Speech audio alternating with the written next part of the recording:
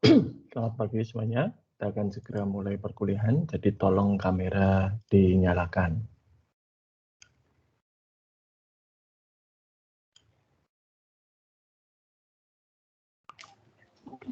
Maaf Pak, sebelumnya saya Agustin, saya izin off cam karena saya lagi opnam di Oke, tidak apa. Semoga cepat sembuh. Terima kasih. Ya, terima kasih Pak. Sama-sama. Baik, bagi yang tidak sedang opname, silahkan kameranya dinyalakan supaya kita bisa segera mulai perkuliahan.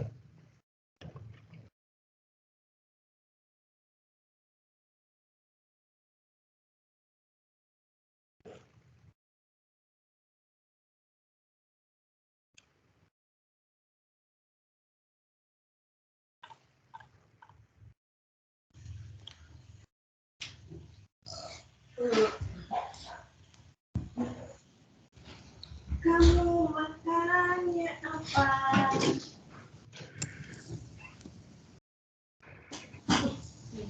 Saya digoreng-rica aja, Baik, terima kasih. Jadi hari ini kita terpaksa hari Sabtu gitu ya, tetap harus kuliah. Tapi karena kondisi yang menurut saya kalau Sabtu itu tidak ideal untuk kuliah, maka saya alihkan dari yang harusnya sebagian luring menjadi semuanya daring saja, gitu ya. Jadi supaya tidak perlu meninggalkan tempat masing-masing. Dan untuk besok Senin kita juga masih akan kuliah daring. Ya, jadi Anda tidak perlu datang ke kampus bagi yang jadwal untuk hadir di kampus atau luring, ya. Karena saya masih dalam masa isolasi, gitu ya. Jadi saya tidak boleh pergi-pergi dulu. Oke, baik. Saya sudah melihat tugas sudah dikumpulkan sebagian besar, terima kasih ya. Tapi ada beberapa yang tidak mengumpulkan. Ini saya nggak tahu kenapa. Coba saya lihat ya, yang tidak mengumpulkan itu ada ini Tarsisius Leganama, ada nggak ini? Tarsisius Leganama. Hadir nggak hari ini? Nah, ada nih Mas Tarsisius Leganama, mana ini? Ya, Pak. Kenapa tidak mengumpulkan tugas? Lambat, Pak. Ya, jangan ketawa, ini serius. Anda tidak mendapatkan nilai dari situ. Dan nggak usah ketawa, ini hal yang serius. Oke? Tapi kalau untuk Anda ini bukan hal yang serius, ya nggak apa-apa. Nggak usah mengumpulkan aja terus juga malah lebih baik, gitu ya. Jadi saya tidak perlu koreksi. Oke. Berikutnya Gilang Sakti Johannes Gulsafat Sihite, ada nggak ini? Mas Gilang Sakti. Mas Gilang Sakti? Ya, kenapa tidak mengumpulkan? Kemarin telat Pak saya Pak. Tidakkah Anda tahu bahwa deadline-nya itu hari Senin jam 7? Tidak Pak. Lain kali dicek di situs kuliah. Itu kan Pak. di ringkasan RPS petunjuk perkuliahan kan harus ngecek situs kuliah, dan saya sudah beritahukan juga ketika perkuliahan, gitu ya. Iya Pak. Apa ya Pak? Vincentius Maisel Stephen, enggak ini Mas Vincentius? Oh, tidak hadir, ya sudah. Oke, Alexander Nathaniel. Ya Pak, hadir. Kenapa tidak mengumpulkan?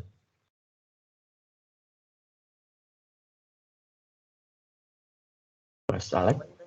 Maaf Pak, ada soalnya Pak. Ya, Kenapa? Sudah kirim tapi lupa saya cek, belum saya save Pak. Oke. Baik. Evan Adiatma Prabaswara ada? Mas Evan mana? Oh, tidak ada, ya sudah. Oke, baik. Jadi begini, saya tahu kalian ini baru semester 2, ya, tapi kalian tidak di SMA lagi. Ya. Jadi kalau ada satu tugas, satu kuis, paling tidak di kelas saya ya, atau satu ujian Anda tidak bisa mengikuti, atau tidak bisa mengumpulkan tepat waktu, tanpa ada alasan yang kuat, ya tidak akan ada remedi.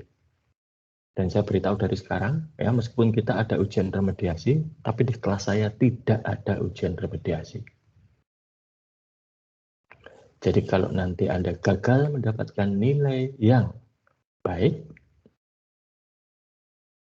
ya tidak akan ada kesempatan kedua. Kesempatannya sekarang. Ini sudah saya beritahukan di awal semester. Ya. Tidak ada remediasi apapun, tidak ada tugas susulan, ujian susulan atau apapun namanya, gitu ya. Apa yang Anda dapatkan di kelas, itulah yang Anda kerjakan dan harus dikumpulkan tepat pada waktu. Oke, ini menjadi peringatan. Ya, sebagian besar dari Anda sudah melakukan dengan baik. Terima kasih untuk itu. Saya sangat menghargai. Ya. Tapi untuk selanjutnya jangan sampai terlambatlah, tidak melihat deadline lah dan segala macam. Itu tanggung jawab Anda sebagai mas. Anda sudah mahasiswa, bukan anak SMA yang harus diingatkan setiap kali. Ya.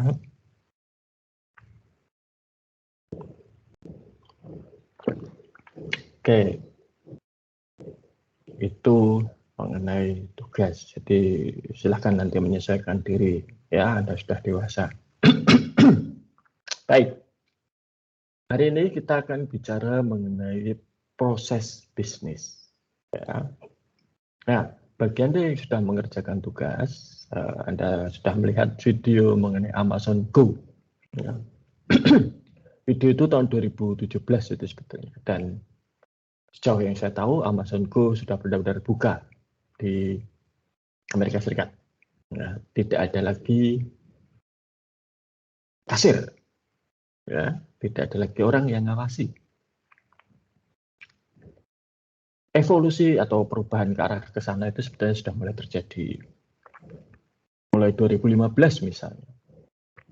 Kalau Anda lihat supermarket di negara barat, yang saya tahu di Belanda dan di Australia, itu sudah mulai diperkenalkan yang namanya self-checkout. Jadi tidak ada lagi kasir. Anda scan sendiri barang-barangnya, masukkan ke dalam tas sendiri, dan dibayar sendiri entah dengan kartu atau cara yang lain. Setelah itu pergi. Hanya ada pegawai supermarket itu yang siap untuk membantu jika ada kesulitan. Ya. Jadi tidak ada lagi kasir supermarket yang siap untuk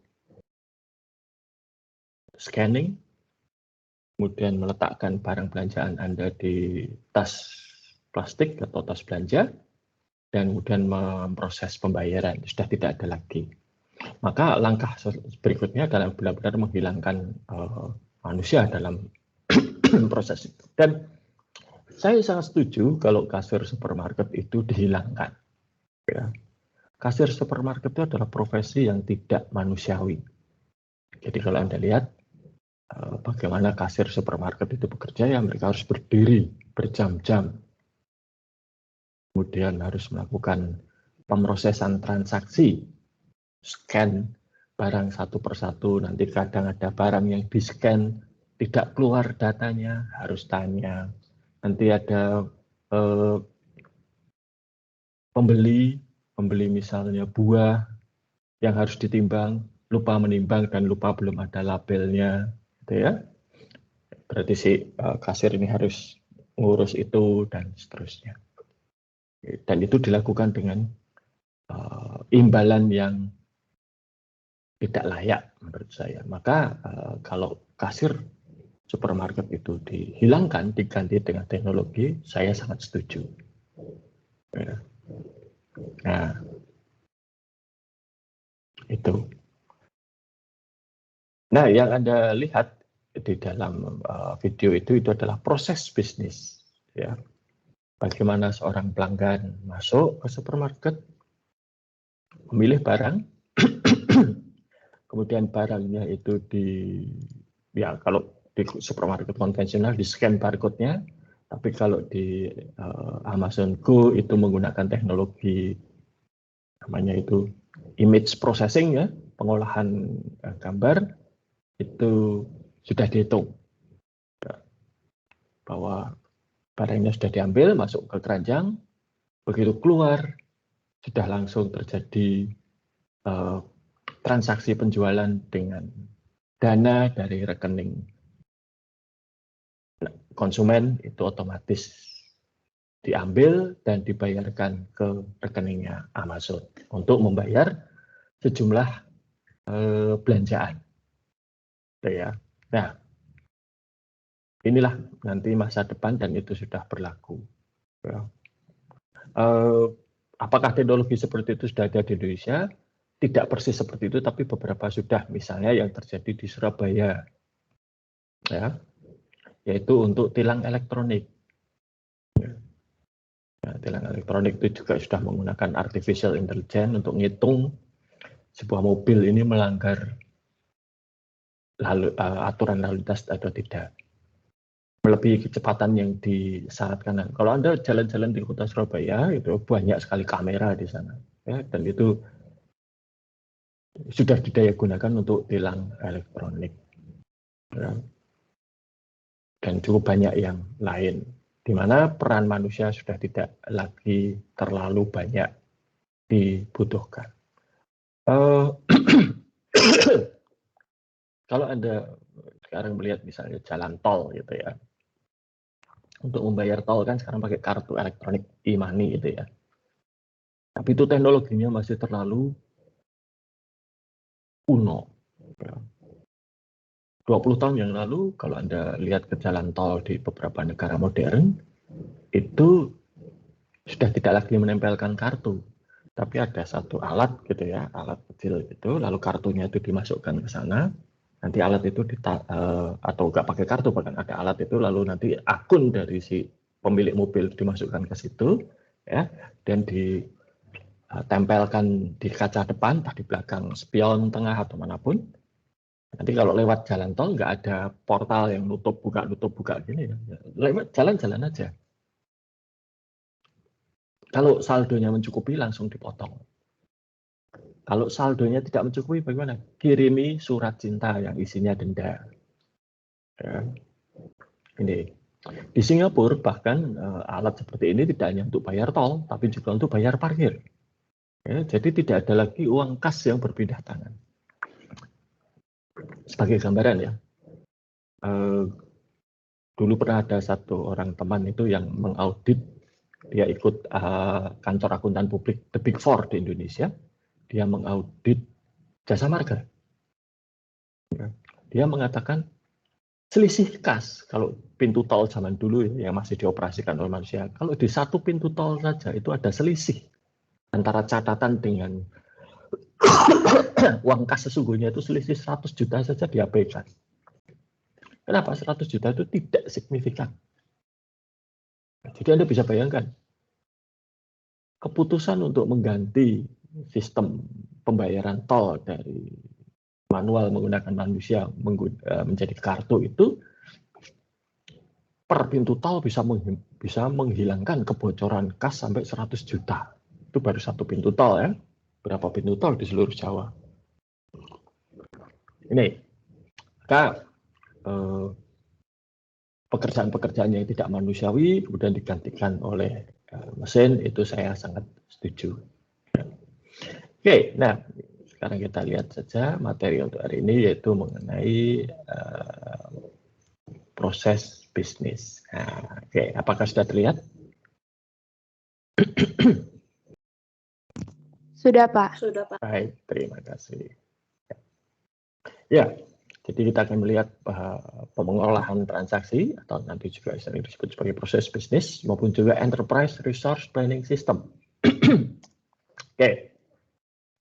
Nah, kalau pengolahan data itu kan seperti ini ya. Jadi ada input data diolah, dan ada outputnya, dan data tersebut kemudian disimpan. Kalau Anda mau lihat seperti ini ya lihatlah ke mesin ATM. Anda inputnya apa? Jenis transaksi, jumlah transaksi, dan data itu diolah dan keluar outputnya, yaitu apa? Transaksi berhasil atau gagal. Ya. Dan data mengenai transaksi itu disimpan. Misalnya Anda transfer dan berhasil, maka saldo Anda di bank berkurang. Nah, Anda bayar tagihan di bank lalu akan tercantum bahwa saldo Anda berkurang dan tagihan Anda yang dibayar itu sudah dicap lunas. Itu. Ya. Nah, kalau Anda belajar di akuntansi pengantar, itu ada jurnal ya. Misalnya penjualan tunai. Nah, coba saya tanya dulu ini, masih ingat enggak ini ya?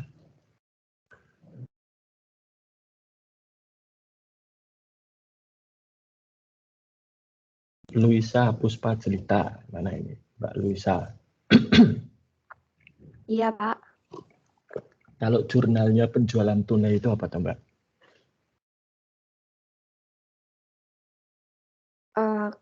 Kas di debit, pendapatan di kredit. Pendapatan atau penjualan? Penjualan. Nah, Pendapatan penjualan. Penjualan ya, bukan pendapatan. Oke, baik, terima kasih. Benar itu. Nah, itu ya. Oke, ini Mbak Luisa tadi memberikan satu contoh yang bagus, pendapatan atau penjualan. Nah, peristiwa penjualan ini datanya harus direkam atau istilahnya di-capture. Jadi komputer itu tidak tahu, ini data diambil begitu saja ya dari satu peristiwa. Nah, kemudian kitalah sebagai manusia yang memerintahkan komputer, oh kalau ini itu masuknya ke penjualan, ini masuknya ke kas, ini masuknya ke pendapatan, gitu ya, di debit atau di kredit, ini masuknya ke pembelian, debit atau kredit, begitu seterusnya. Ya. Dan kita harus memastikan bahwa komputer itu nanti akan bisa merekam data, menangkap data ya, secara akurat dan lengkap. Anda tentunya tahu di dalam akuntansi itu yang namanya waktu itu penting ya.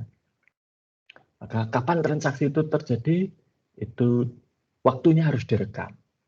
Meskipun mungkin ketika Anda belajar akuntansi pengantar dulu tidak ada di dalam jurnal jam berapa itu direkam atau transaksinya itu terjadi kapan jam berapa itu enggak ada. Tetapi di dalam prakteknya itu penting. Ya, karena apa? Waktu transaksi itu nanti menentukan dia masuknya ke kapan, periode kapan. Misalnya transaksinya itu terjadi 31 Desember menjelang jam 12 malam. Ya, kalau pas jam 11.59.59 transaksi direkam, berarti dia masih masuk tahun 2022 misalnya. Tapi kalau sudah lewat dari jam 12 malam, berarti dia harus masuk ke tahun 2023. Nah ini maka kelengkapan data ini penting. Nah, data apa saja harus direkam supaya bisa dianggap lengkap? Ini tiap organisasi berbeda-beda.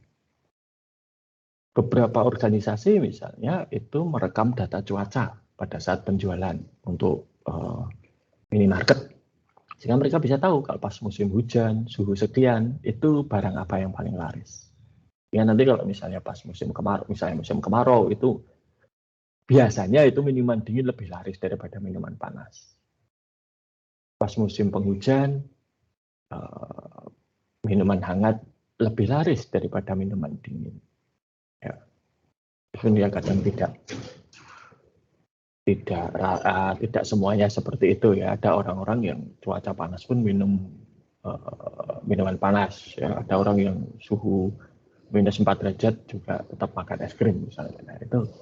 Tapi dengan merekam data cuaca ini kita bisa tahu, terutama untuk barang-barang yang terpengaruh oleh cuaca. Ya. Dan kalau dipikir kan masuk akal ya, kalau Anda pas musim kemarau kan tidak akan beli jas hujan, kan? Tuh. Dan tentunya kemudian memastikan bahwa kebijakan perusahaan itu diikuti. Contohnya apa? Masalah diskon misalnya. Apakah barang ini itu ada diskonnya atau tidak? Atau kalau jangan diskon lah. Sekarang yang sedang ramai, minyak goreng. Ya. Di beberapa minimarket itu saya melihat kalau minyak goreng yang dengan harga dari pemerintah itu yang berapa, saya lupa. Itu ada batasannya. Satu orang hanya boleh membeli 2 misalnya, atau berapa liter gitu ya. Nah, apa saja data yang direkam, ya, ini yang dasar gitu ya. Tadi kan saya sudah cerita ada cuaca dan sebagainya. Tapi yang dasar itu yang pertama direkam itu adalah satu, aktivitasnya apa? Penjualankah, pembeliankah, penggajiankah, atau yang lain. Kemudian sumber daya yang terpengaruh di dalam hal ini adalah akun apa yang terlibat di dalam peristiwa tersebut. Ya, apakah persediaan, apakah kas, tadi Mbak Risa sudah mengatakan kas dan penjualan ya, untuk penjualan tunai. 2 ini saya kira sudah tidak asing bagi Anda di akuntansi pengantar. Tapi yang ketiga ini mungkin yang tidak terlalu banyak dibahas, yaitu siapa yang berpartisipasi. Ya. Pelanggan dan karyawan. Karyawan pun kan tertentu. Ya. Di satu supermarket itu tidak semua orang bisa pegang mesin kasir. Lalu juga Anda kadang mungkin melihat kalau kasir itu melakukan kesalahan, dia tidak boleh langsung melakukan koreksi. Dia harus panggil supervisornya atau manajernya atau atasannya gitu ya untuk kemudian melakukan koreksi. Ini. Nah, informasi-informasi ini nanti berasal dari dokumen sumber. Dokumen sumber itu adalah dokumen yang menjadi dasar transaksi. Ya. Nah, sumber dokumen ini sekarang banyak sekali. Ya, dokumen sumber itu banyak sekali. Ada dokumen sumber berupa kertas, surat, gitu ya. Misalnya ketika Anda masuk ke Atmajaya dulu, ada surat dari Atmajaya menyatakan Anda diterima dan harus bayar sekian. Ya, kapan pembayarannya, di mana caranya, ada di situ. Itulah dasar untuk Anda membayar uang kuliah. Turnaround dokumen ini dokumen yang dikirimkan pada kita diisi lalu dikembalikan. Nah, sekarang banyak sekali dokumennya tidak dalam bentuk tercetak, tapi dalam bentuk elektronik, misalnya dengan scanner, point of sales. Nah, penyimpanannya bagaimana? Cara tradisional, penyimpanan data itu disimpan di dalam, kalau ada di akuntansi pengantar, ada jurnal transaksi, ada buku pembantu, ada buku besar, dan juga ada chart of account, ya, daftar akun itu. Nah, lalu dari tiap peristiwa transaksi itu akan ada jejaknya, atau yang sering disebut sebagai audit trail. Ada transaksi itu akan ada nota. Nota itu nanti kemudian di jurnal, misalnya.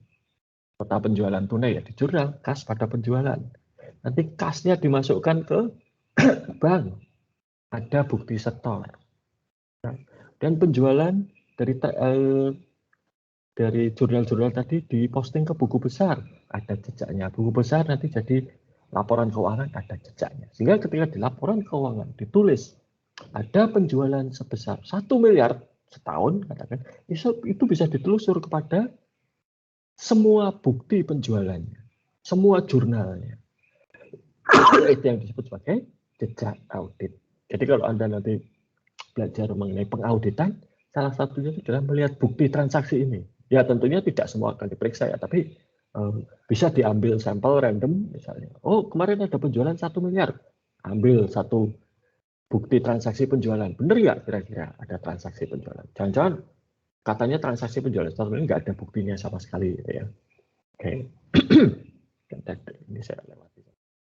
Ya.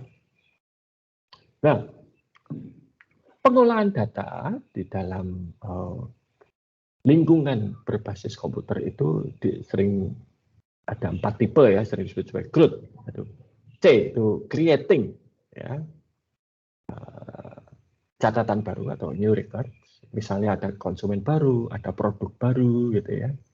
Kalau di tempat kita ada mahasiswa baru tiap tahun, ada dosen baru, ada beberapa dosen baru, gitu ya. Meskipun mereka sekarang kebanyakan dosen barunya ada di prodi manajemen dan ilmu ekonomi.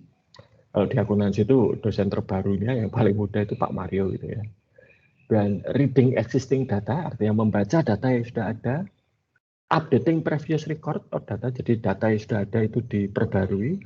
Misalnya tadi minyak goreng, wah harganya naik ya, harga minyak goreng harus diperbarui.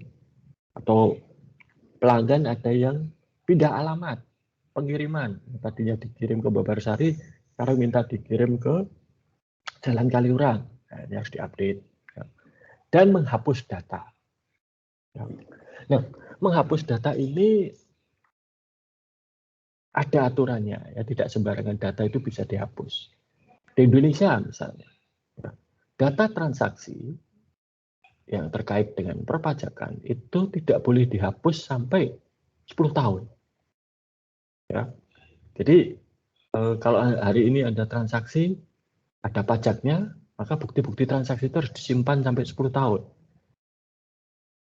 Nah, setelah itu silakan mau dimusnahkan atau tidak. Terserah, gitu ya. Tapi 10 tahun.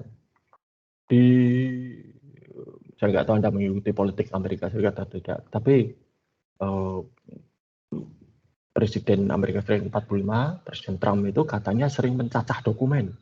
Jadi dokumen-dokumen negara itu dihancurkan dan dibuang, gitu ya. Nah, padahal menurut aturan di Amerika Serikat, semua dokumen, apapun itu, bahkan memo tulisan tangan di Gedung Putih itu tidak boleh dihancurkan, tapi itu harus diarsip. Ya. Nah, hal yang sama juga terjadi pada sosial media. Ya. Kalau Anda itu misalnya mengunggah sesuatu, entah itu video di TikTok, gambar di Instagram, atau yang lain, saya nggak tahu sosial media sekarang yang sering dipakai apa. Lalu Anda merasa, wah ini kok tidak cocok, tidak bagus, kok memalukan, ya, dan lain sebagainya, kemudian dihapus. Itu sesungguhnya data itu tidak benar-benar dihapus. Hanya saja unggahan yang sudah Anda hapus tadi itu ditandai untuk tidak ditampilkan. Dan kemudian entah video, entah tulisan, atau gambar itu dipindah ke tempat lain. Tetapi tidak benar-benar dihapus. Hanya ditandai untuk tidak ditampilkan, kemudian dipindah. Ya. Nah, saya dulu pernah membuat satu aplikasi media sosial tapi khusus fotografi, ya, sudah 9 tahun yang lalu, 10 tahun yang lalu. Kalau ada anggota yang mengunggah foto lalu dihapus, itu tidak benar-benar dihapus, ya. Ya hanya ditandai untuk tidak ditampilkan, sudah dipindah, ya, supaya tidak tampil lagi.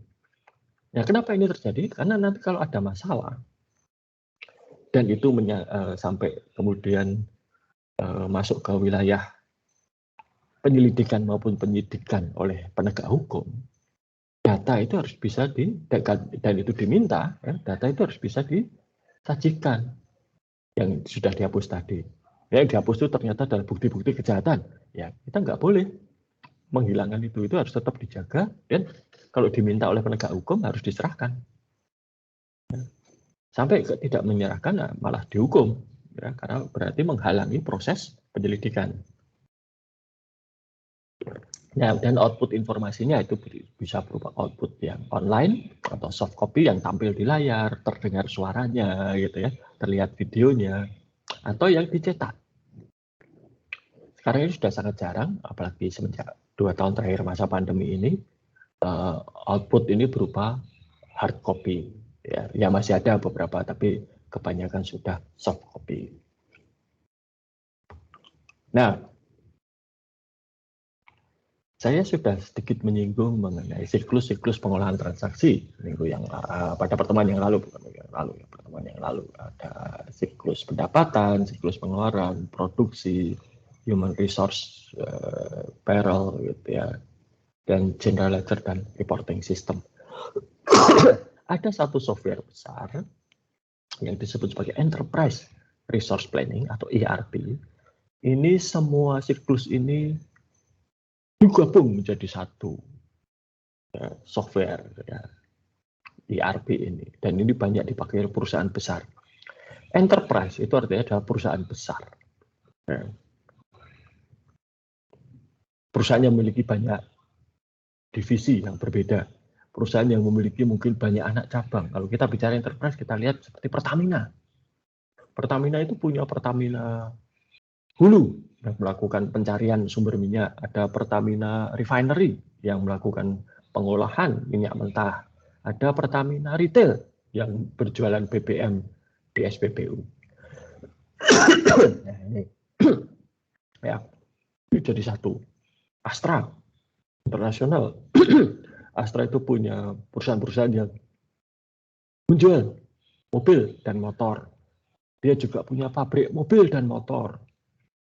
Punya bisnis servis mobil dan motor. Juga punya bisnis membuat suku cadang mobil dan motor. Ya, jadi lalu dia juga punya bisnis asuransi, punya bisnis pembiayaan untuk pembelian mobil dan seterusnya.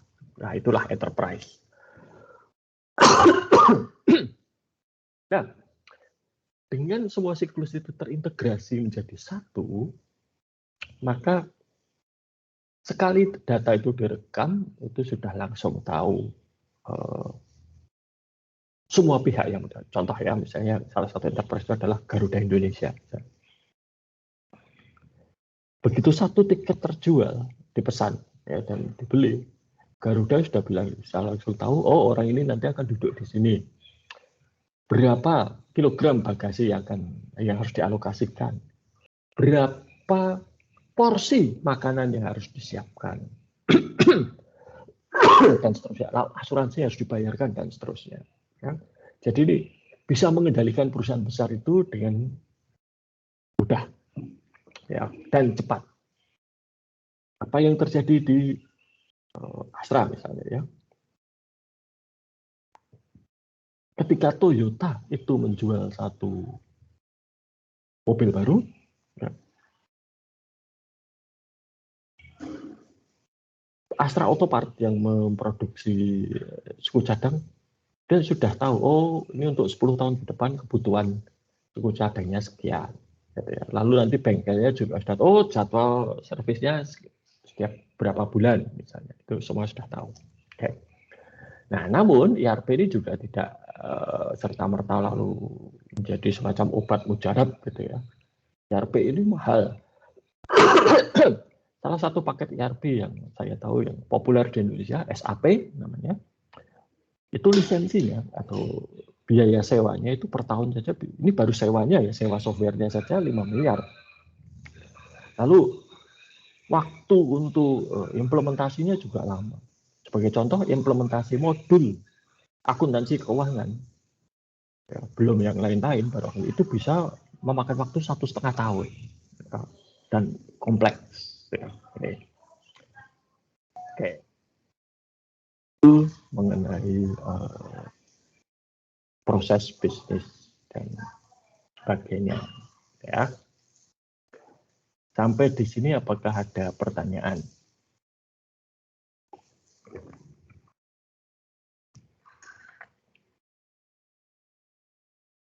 Jadi ya, tiap perusahaan itu pasti punya proses bisnis. Penjualan di tiap perusahaan itu pasti prosesnya berbeda-beda. Ya. Sederhana saja. Saya amati pada 2 supermarket. Ya. Kalau bayar pakai kartu, ya. Di Transmart itu kalau Anda bayar pakai kartu, transaksi dimasukkan ke mesin kasir ya, point of sales, kemudian kartunya langsung ditancapkan ke EDC, Electronic Data Capture, itu adalah mesin untuk mengolah pembayaran dengan kartu dari bank biasanya. Kalau di Superindo beda, di Superindo itu kartunya digesek dulu, ya, baru kemudian kartunya ditancapkan ke mesin EDC. Nah ini sama-sama supermarket, proses penjualannya sama, tapi pengolahan proses pengolahan pembayaran dengan kartu jadi berbeda. Itu. Oke. Itu. Jadi bisa berbeda-beda. Ya. Bahkan dalam satu organisasi pun bisa berbeda-beda ya. Sebagai contoh di Atmajaya saja, ya, itu prosesnya beda-beda. Di Atmajaya ini di akuntansi paling tidak itu kalau nanti Anda skripsi, Anda itu nggak boleh ambil mata kuliah. Jadi kalau Anda nanti akan ambil skripsi, ya kalau peraturannya belum diubah ya, itu semua mata kuliah yang lain sudah harus beres. Ya. Dan kalau Anda sudah ambil skripsi, nggak boleh balik untuk ngulang mata kuliah. Waduh, nilainya kok hanya C ya, tak ulang supaya dapat B, nggak bisa. Tapi di fakultas lain ada yang skripsi boleh dengan mengulang mata kuliah. Tuh. Jadi sama-sama Atmajaya saja, prosesnya bisa beda-beda. Nah, ini saya ingat betul tahun 2009 penerapan pendaftaran kelas berbasis komputer di Fakultas Hukum dan di fakultas yang lain. Dulu ketika di Fakultas Hukum itu mereka bertanya, sistemnya itu bisa mengakomodasi nilai kosong tidak? Saya bingung kok nilai kosong gitu kan, maksudnya apa? Saya pikir nilai kosong itu sama dengan E, ternyata tidak. Ya. Di Fakultas Hukum itu nilai kosong dan nilai E itu berbeda. Ya. Nilai E itu adalah bagi mahasiswa yang ikut kuliah, presensi lengkap, ikut mengerjakan dan mengumpulkan semua tugas, ikut ujian, tapi nilainya jelek sekali, sehingga dapat E. Kosong itu artinya mungkin presensinya tidak lengkap, mungkin tidak memenuhi syarat minimal gitu ya, lalu ada tugas yang tidak dikumpulkan, ada ujian yang tidak diikuti, sehingga dia kosong. Bedanya apa? Waktu itu di Atmajaya masih ada kebijakan semester pendek ya. Jadi antara semester genap dan semester gasal itu ada jeda cukup lama, itu bisa digunakan untuk semester pendek waktu itu. Nah, bagi yang nilainya E itu boleh mengulang di semester pendek. Tapi bagi yang nilainya kosong tidak boleh mengulang di semester pendek. Nah, itu ternyata itu bedanya. Kalau di ekonomi nggak ada bedanya, kosong ya dianggap E, gitu ya, selesai masalah. Tapi ternyata di Fakultas Hukum tidak seperti itu. Nah, ini gambaran saja bahwa di dalam satu organisasi bisa jadi prosesnya berbeda-beda. Ya, meskipun sebetulnya proses intinya tetap standar. Ya. Nah, kalau Anda lihat seperti Atmajaya itu sekarang sudah mengadopsi ISO, ya, maka ya seharusnya prosesnya semuanya standar, ya, dan pelan-pelan itu semua prosesnya distandarisasi, ya. Seperti perkuliahan itu sekarang semua hampir sama ya, sudah standar. 14 pertemuan kuliah, 2 kali pertemuan ujian. Jadi total 1 semester 16 kali. Dan presensi ya, dulu bahkan dengan TI itu aja beda. Sorry. Dulu itu sesi kuliah, kalau kita kan sesi kuliah itu 3 jam ya. Jam 7 sampai jam 10, jam 10 sampai jam 1 dan seterusnya. TI itu sesi kuliahnya 2 jam. Jadi jam 7 sampai jam 9, jam 9 sampai jam 11. Jadi saya dulu kalau saya kan ngajar di TI ya, itu saya juga bingung. Saya sesi 2 ya. Kalau sesi 2 padahal di ekonomi saya ngajar sesi 1, wah jam 9 kurang itu sudah harus saya tutup kelasnya. Kenapa? Jam 9 saya sudah harus di TI. Tapi itu dulu, sekarang semua sudah seragam sesi kuliahnya. Ya. Tuh. Oke. Sampai di sini apakah ada pertanyaan?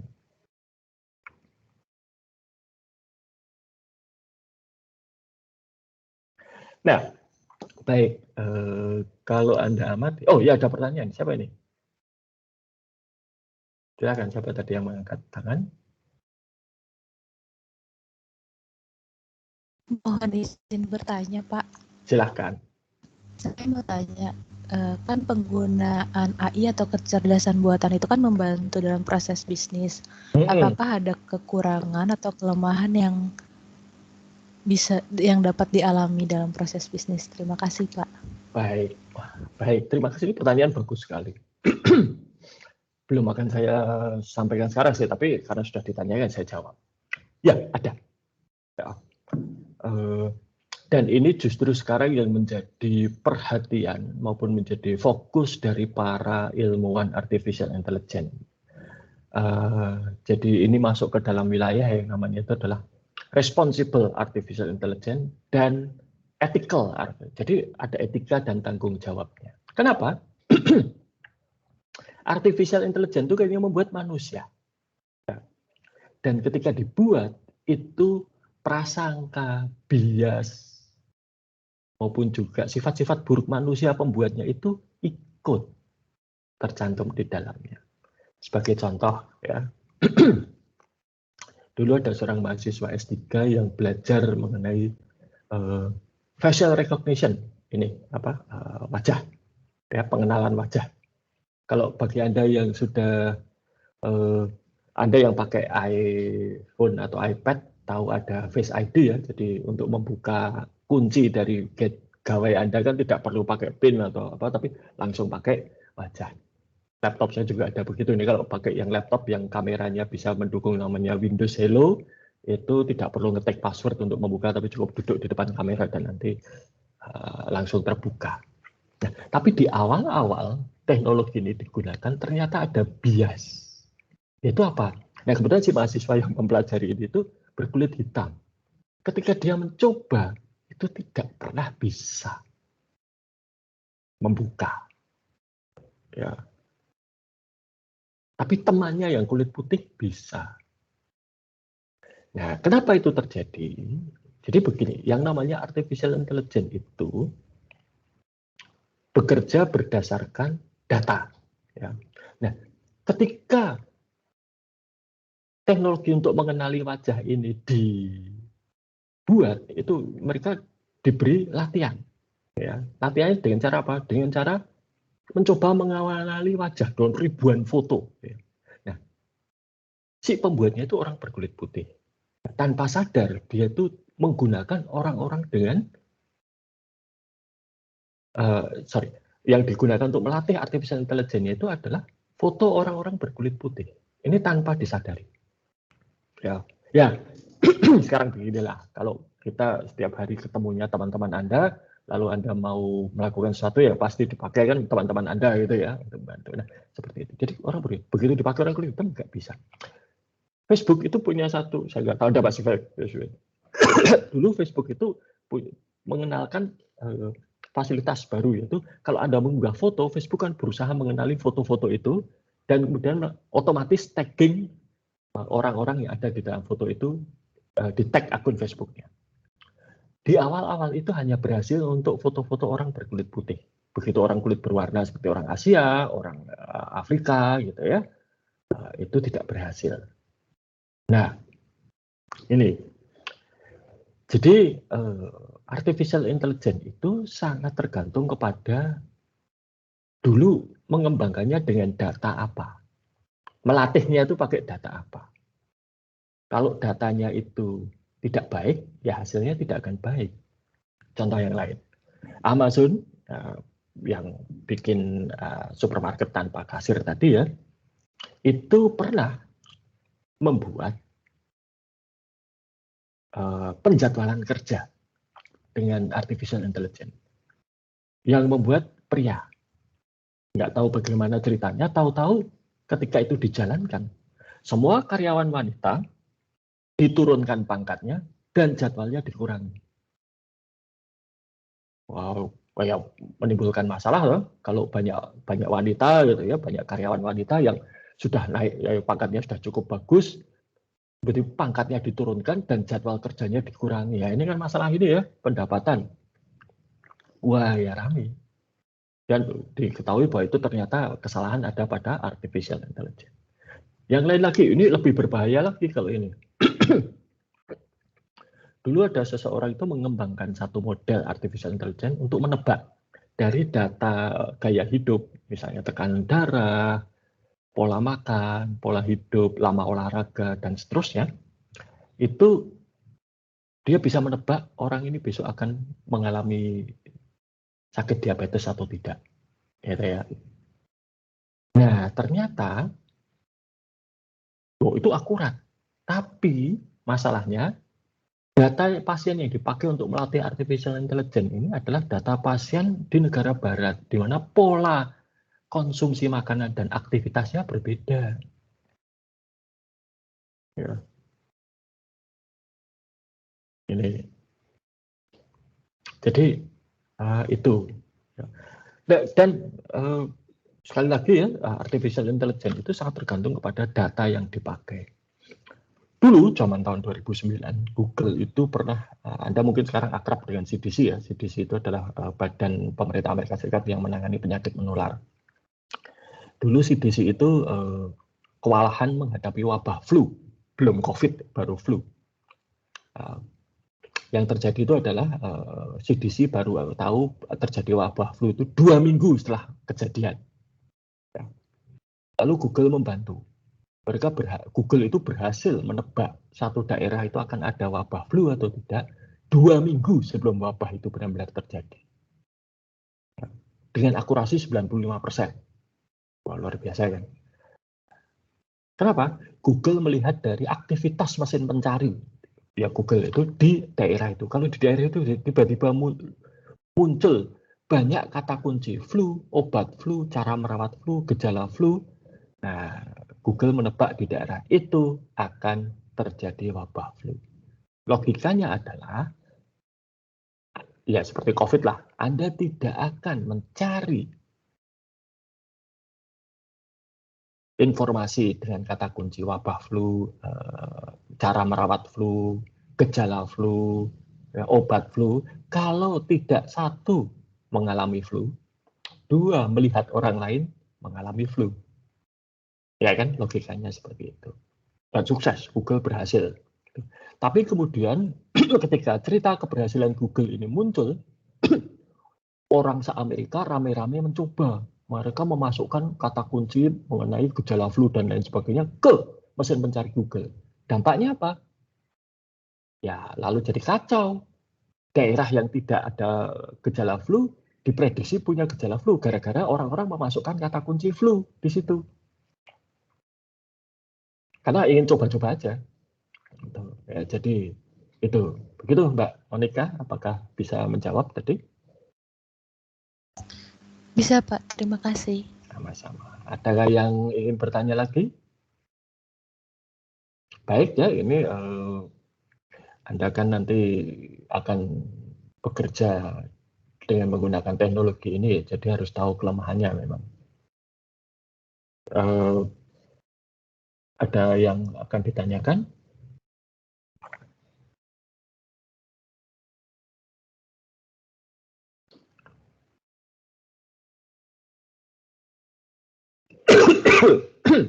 Oke, baik. Nah, saya sudah meninggalkan tugas, gitu ya. Nanti bisa dilihat di,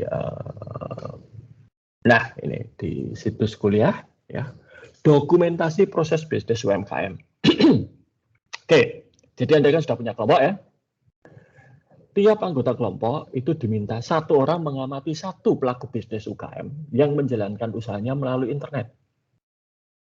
Boleh yang lewat marketplace seperti Tokopedia, Bukalapak, Shopee atau yang lain, atau melalui media sosial, atau bahkan kalau punya website sendiri seperti tokokomputerbineka.com itu mereka punya website sendiri. Oke, dan ini pelaku bisnis UMKM di Indonesia ya, jangan di luar negeri. Dan dari tiap pelaku bisnis UMKM yang diamati, silahkan dideskripsikan bagaimana satu proses bisnis saja yang bisa Anda amati dijalankan melalui media internet. Tentunya yang bisa Anda amati ya, kalau tidak bisa diamati, ya jangan. Ya, dugaan saya nanti akan banyak pada penjualan. Ya, tapi kalau misalnya Anda punya toko di Bukalapak ya monggo saja kalau Anda mau menyoroti yang lain gitu ya. Jadi Anda amati. Dan ini antara satu anggota dengan anggota yang lain tentunya usaha UMKM-nya harus beda ya. Jadi boleh lewat marketplace atau lewat sosial media, kan banyak tuh yang jualan lewat Facebook, jualan lewat Instagram gitu ya. Oke. Lalu nanti semua anggota kelompok silahkan membandingkan hasil observasinya satu dengan yang lain dan kesimpulannya apa. Ya. Nih, saya beri waktu sampai hari Senin tanggal 14 Maret. Jadi bukan besok Senin tanggal 7, ya, tapi 14 Maret. Karena kalau besok Senin kan berapa hari itu baru 1-2 hari ya, nggak cukup waktunya. Bisa beri waktu 9 hari lah. Ya. Nanti ini tugas kelompok, jadi silakan kelompok mengumpulkan. Ya. Itu, adakah pertanyaan mengenai tugas?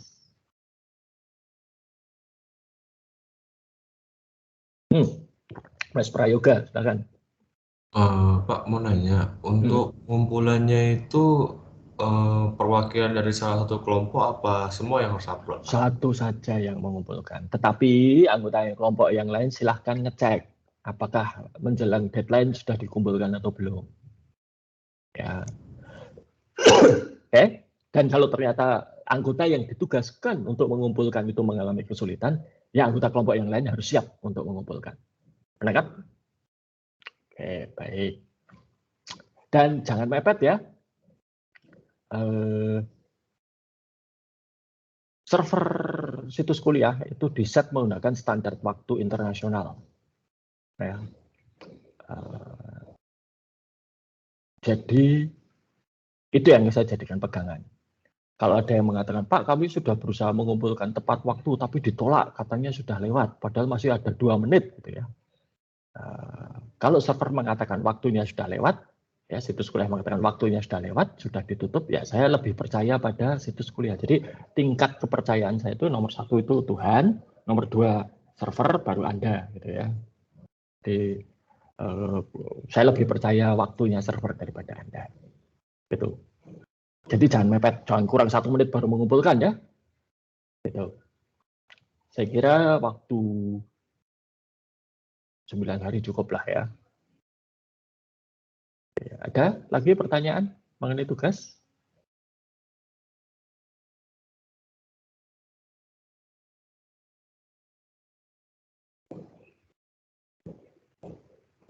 Oke. Nanti sebagai panduan untuk, oh ya Mbak Triayuni, silakan. Pak, untuk tugasnya itu bidangnya harus sama atau berbeda? Maksudnya? Kayak misalnya UMKM-nya yang pertama kuliner, yang kedua otomotif. Itu harus sama atau beda? Oh, boleh beda, boleh beda, boleh beda. Malah justru yang tadi saya katakan, sebaiknya jangan, ya bukan sebaiknya, harus UMKM yang berbeda. Dan tidak harus pada bisnis yang sama. Yang satu mungkin makanan, kuliner ya, yang satu otomotif, satu elektronik, satu lagi mungkin jasa misalnya, boleh. Tidak jadi masalah. Malah justru bagus. Ya. Oke. Kasih Pak. Sama-sama. Nah, sebelum saya lupa. Nanti untuk menjelaskan proses bisnisnya, silahkan melihat lagi ke materi kuliah pertama dan kuliah kedua hari ini. Ya, jadi apa saja yang harus dijelaskan, deskripsinya apa, ya, yang jelas kan harus ada pertukaran itu. Apa yang diserahkan oleh penjual dan apa yang diserahkan oleh pembeli itu harus kelihatan nanti. Ya. Oke. Yang lain? Ada pertanyaan?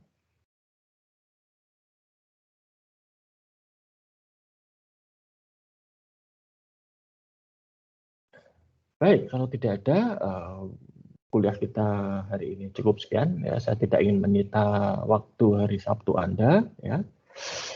Mungkin Anda sudah ada rencana untuk bersenang-senang, gitu ya, bersenang-senanglah, gitu ya. Dan kita berjumpa lagi besok Senin. Ingat, tidak usah datang ke kampus bagi yang jadwalnya lureng ya, karena saya masih belum boleh ke kampus.